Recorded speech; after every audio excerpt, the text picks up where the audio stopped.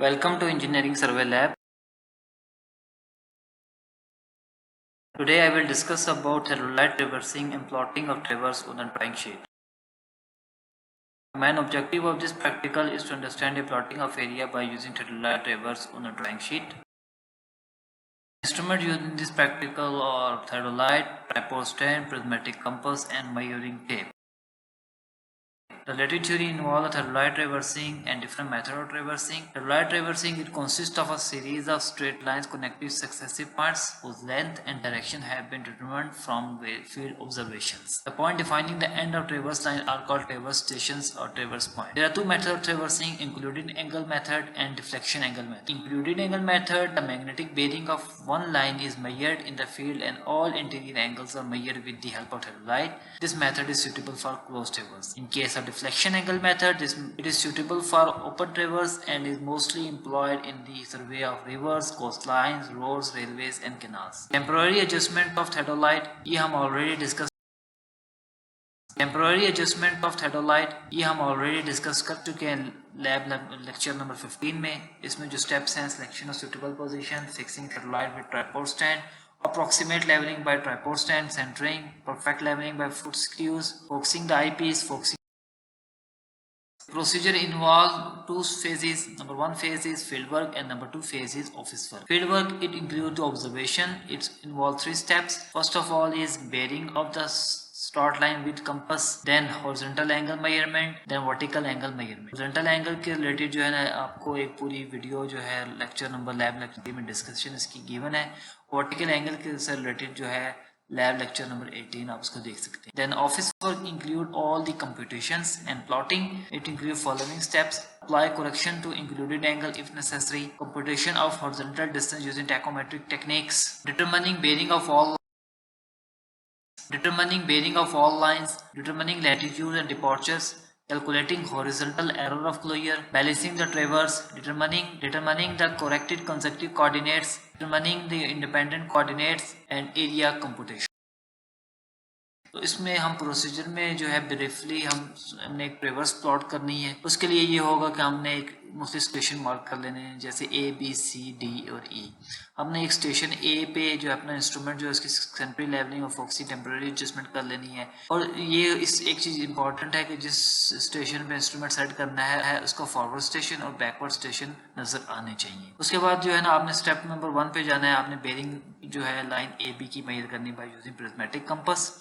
और आपने फिर इसके बाद जो एंगल है, जो एंगल ए है और एंगल जो लाइन सर्वे की बना रही है ए ई और ए बी के दरमियान, वो आपने ई और ए बी के दरमियान वो आपने मेजर करना है by using two position of the instrument, that is face left position and face.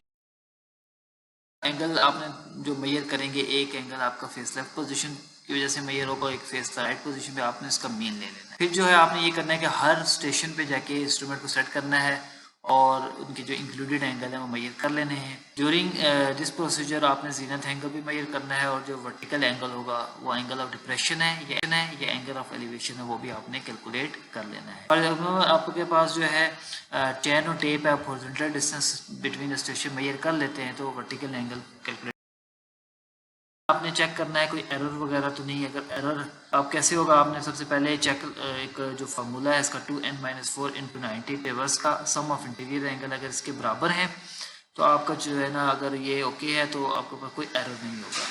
For example अगर इसमें कोई एरर आ रहा है तो आपने एरर को बैलेंस करना है. ओके, और आपने ये होगा उसके लिए आपने जितना भी एरर आया है उसको डिवाइड कर देना है नंबर ऑफ एंगल्स पे और हर एंगल में वो एरर सब्स्टिट्यूट हो जाएगा. फॉर एग्जांपल आपका एरर 2 डिग्री आ रहा है और आपके पास एंगल 4 हैं तो आपने 2 डिग्री डिवाइड 4 करेंगे तो जो वैल्यू आएगी वो आपने हर एंगल में ऐड या सब्ट्रैक्ट कर दे. फिर आपने हर एंगल में ऐड या सब्ट्रैक्ट कर दे. फिर आपने हर लाइन की बेरिंग मेजर करनी है क्योंकि आपके पास फर्स्ट लाइन की बेरिंग अवेलेबल है और इंक्लूडेड एंगल आपके पास गिवन है. आपने उनको रेफरेंस बना के हर लाइन की बेरिंग मेजर कर लेनी है. ये आपके पास स्टेप 5 है.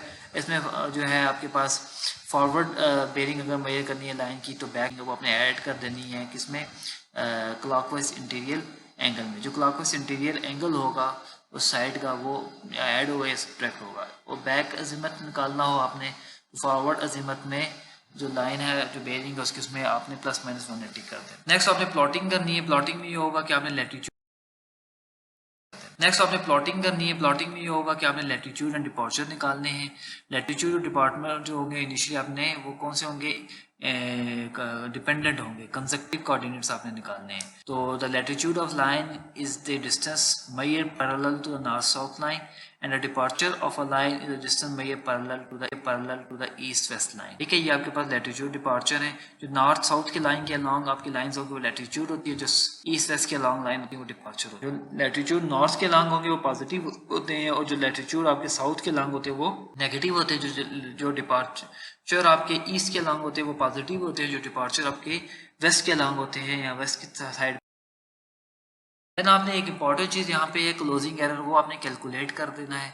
क्लोजिंग एरर का मतलब क्या होता है, ट्रेवर्स से वो क्लोज नहीं हो रही होती बल्कि वो कुछ उसमें कुछ प्रॉब्लम्स आ जाती हैं ड्यू टू रीडिंग्स जो है आप कैलकुलेट कर रहे होते हैं उनमें जो है कैलकुलेट जो आपने की होती है रीडिंग्स में अपनी एक्यूरेसी आपका निकालने का तरीका क्या क्या है कि वो डिपेंड करता है लैटिट्यूड और डिपार्टमेंट में। तो एक ट्रेवर्स चेक ये होता है कि सम ऑफ ऑल लैटिट्यूड वो जीरो होने चाहिए और समीशन ऑफ ऑल डिपार्चर भी जीरो होना चाहिए। अगर ये नहीं है तो क्लोजिंग एरर है। उसका ये फार्मूला गिवन है, square root of summation of all latitude का square plus summation of all departure का स्क्वायर और जो बेरिंग ऑफ ऑल डिपार्चर का स्क्वायर और जो बेरिंग होगी इस क्लोजिंग एरर की या इसकी जो ओरिएंटेशन होगी हम निकाल देंगे tan inverse summation of departure और समीशन ऑफ लैटिट्यूड। इसके साथ एक रिलेटिव क्लोजिंग एरर का फार्मूला है जो कि क्लोजिंग एरर जो आप कैलकुलेट कर लेंगे इसको डिवाइड कर देंगे पेरीमीटर ऑफ ट्रेवर्स और ये आपकी जो रेशियो है वो डिटरमाइन कर value of mostly values given है, ये आप इसको देख लें जो डिपेंड करती हैं रिलेटिव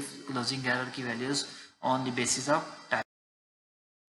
नेक्स्ट आपने जो टोटल एरर डिटरमाइन कर लिया आपने इसको डिस्ट्रीब्यूट कर देना है ट्रेवर्स स्टेशन पे प्रोपोर्शनलिटी। इसके लिए आपने मुख्तलिफ मेथड यूज़ कर देने हैं और वो मेथड जो है गिवन है, बाउडिच रूल है, ट्रांजिट रूल है। और एक और इम्पॉर्टेंट चीज़ है कि जो भी आपने कंसेक्टिव कोऑर्डिनेट्स निकाले हैं जब आप उसमें एरर को डिस्ट्रीब्यूट हो जाएगा तो आपने करेक्टेड कंसेक्टिव कोऑर्डिनेट्स निकाले। तो बाउडिच रूल इसको कंपास रूल भी कहते हैं। इसमें जो है टोटल एरर जो है वो लैटिट्यूड या डिपार्चर जो होता है वो डिस्ट्रीब्यूट किया जाता है length of the traverse leg के अलांग। तो उसका फार्मूला गिवन है, closing correction to the latitude का भी गिवन है। करेक्शन ट्रांजिट रूल में ये होता है कि आप ट्रेवर्स को बैलेंस कर देते हैं by in which angular measurements are more precise than the linear measurement. तो आपने ट्रांजिट रूल की जगह हम बाउडिच रूल ज़्यादा इस्तेमाल करते हैं, इसको भी यूज़ किया जा सकता है। इसका भी फार्मूला गिवन है, correction to the latitude of any line and correction to the departure of. Then consecutive coordinates and independent coordinate, the latitude and departure of a point calculated with reference to the preceding point are known as consecutive coordinates. These are dependent coordinates. And in case of independent coordinate, coordinates of all points are traversed with respect to common origin or called independent coordinates. The origin may be a survey station or entirely outside the traverse. In Gale's traverse table, the independent coordinates of all the points are made positive by suitably selecting the coordinates of starting station of the traverse. The coordinate of starting station, that is origin, are assumed to be positive value slightly greater than the maximum negative values of the latitude and departure of the concept traverse. Then all the stations are brought to the first coordinate.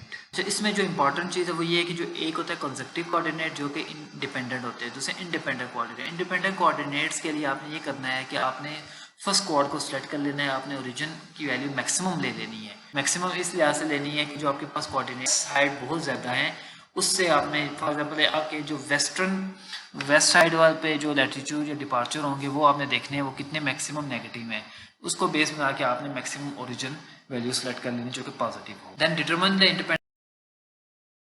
Determine the independent coordinate, ये आपका step 10 हो जाएगा। Northing of B is equal to N B plus N A plus N small N B A. तो इसका ये मतलब होगा कि आपने नॉर्थिंग या ईस्टिंग जो निकालनी है वो डिपेंड करती है इमीडिएट बैकवर्ड स्टेशन की नॉर्थिंग और ईस्टिंग पे।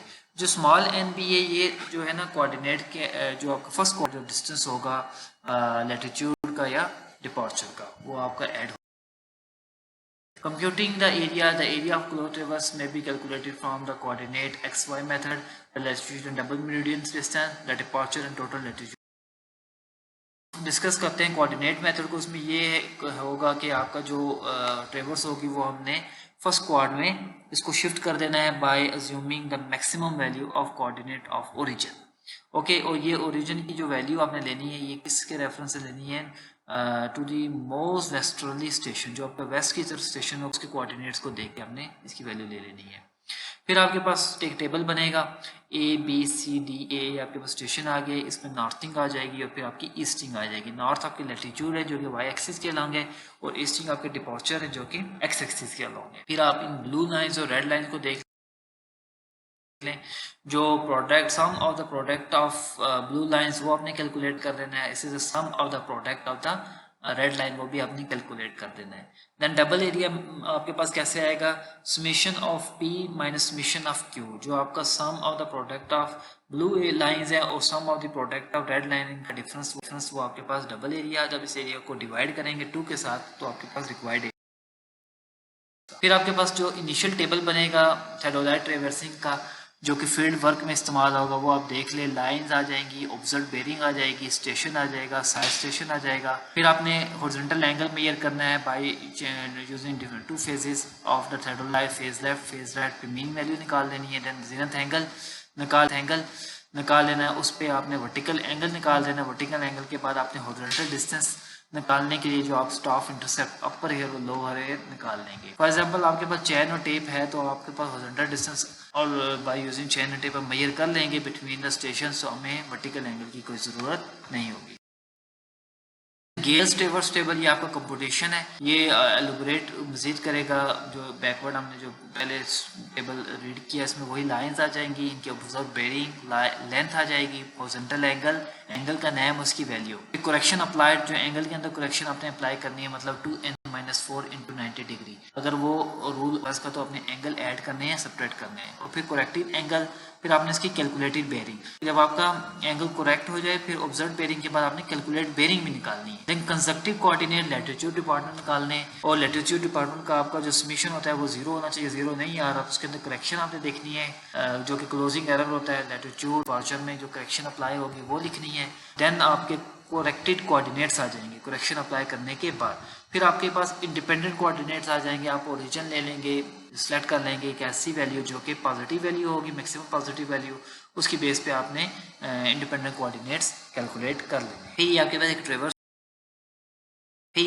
ट्रेवर्स प्लॉट हुई है, इसमें देख लें नॉर्थ आपको शो हुआ है एक्सट्रीम राइट साइड पे, आपके पास स्टेशन भी मार्क है और एंगल भी गिवन है, और स्टेशन को आपने ट्राइंगल से शो कर देना है। ये गेल ट्रेवर्स टेबल है हमारे पास, इसमें ये होगा कि आपको वो वही लाइंस हैं, लेंथ्स हैं, बेरिंग्स हैं, एंगल्स हैं, कंजक्टिव कोऑर्डिनेट्स हैं, करेक्शंस हैं, करेक्टिव कोऑर्डिनेट्स हैं, इंडिपेंडेंट कोऑर्डिनेट्स हैं। नीचे देखें तो आपके पास S1 और S2 ये वही है, समेशन ऑफ P और summation of Q, sum of the product of the blue lines and sum of the product of the red lines. ये आपके पास वही है, वैल्यू एंड पे आपके पास एरिया आ जाएगा जो कि डिफरेंस होता है। Thank you for your time.